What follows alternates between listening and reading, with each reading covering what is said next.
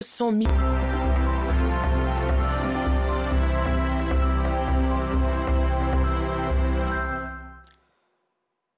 Madame, Monsieur, bonsoir. Bienvenue dans ce bref tour de l'actualité. Tous les 1er mai, comme aujourd'hui, le monde entier célèbre donc la journée et la fête du travail, événement mis à profit par les organisations de travailleurs pour revendiquer de meilleures conditions de travail.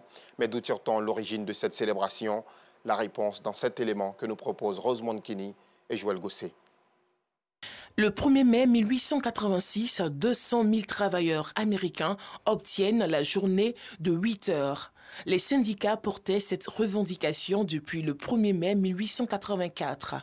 En effet, la date du 1er mai était un symbole. Elle correspondait alors au premier jour de l'année comptable des entreprises. L'idée d'une journée annuelle de revendication naît à la même époque en Europe. La première célébration du 1er mai en France se déroule en 1890. Les ouvriers défilent pour demander une journée de 8 heures. Ils portent un triangle rouge à la boutonnière. Ces trois côtés symbolisent le partage du temps entre le travail, le loisir et le sommeil. Le 1er mai devient un jour de manifestation ouvrière en France. Le gouvernement de Georges Clemenceau crée le ministère du Travail en octobre 1906 pour devenir le réceptacle des revendications des ouvriers. Peu avant le 1er mai 1919, la loi légalise la réduction du temps de travail à 8 heures par jour. À cette occasion, des vœux ont été formulés par la population. En Côte d'Ivoire, conformément à l'article 24.2 du Code du travail, le jour de la fête nationale et le 1er mai, fête du travail, sont des jours fériés, chômés et payés. Très bonne fête de travail à tous et à toutes. L'Aïd el-Fitr, la fête du Ramadan, sera célébrée ce lundi 2 mai en Côte d'Ivoire. Depuis hier, les femmes et les hommes ont pris d'assaut les salons de beauté de la capitale. À la veille de la fin du Ramadan, chacun veut se faire le plus beau possible, y compris les enfants. Une période de grande récolte pour les gérants de ces salons de coiffure. Ils réalisent d'intéressants chiffres.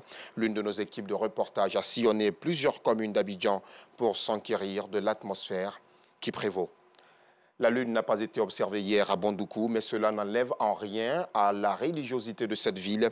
À Bandoukou, vous rencontrerez des mosquées à tous les coins de rue, des sites de prière devenus aussi des centres de formation et de sensibilisation des jeunes, ainsi que des différentes communautés à la cohésion sociale. Une ville devenue ces dernières années la vitrine de l'observation de la lune, quoique la forte pluie d'hier l'en a empêché. Dans les dossiers de la 2, nous irons à la découverte de l'islamisation de la ville aux 1000 mosquées.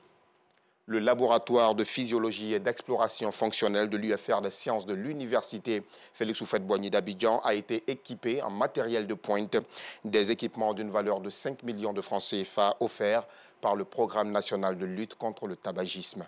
Reportage.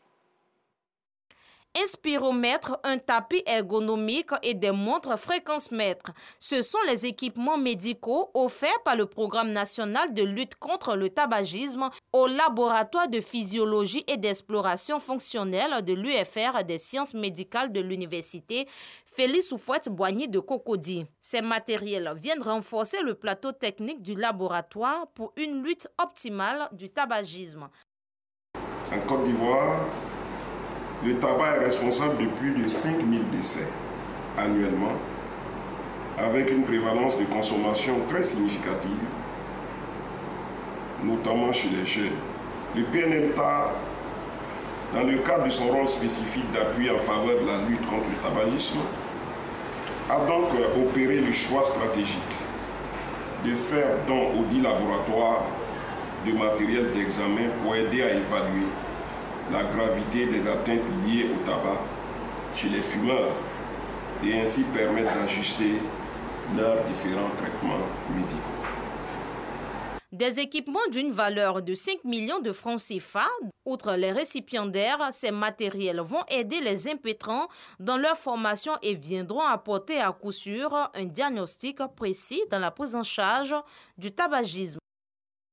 Une vingtaine de djihadistes ont été tués en 3 jours dans le bassin du lac Tchad, aux confins du Niger, du Nigeria, du Cameroun et du Tchad. L'opération a été menée par la force conjointe de ces pays. Ces dernières années, Boko Haram et son rival l'État islamique en Afrique de l'Ouest ont installé des repères dans les innombrables îlots du bassin du lac Tchad.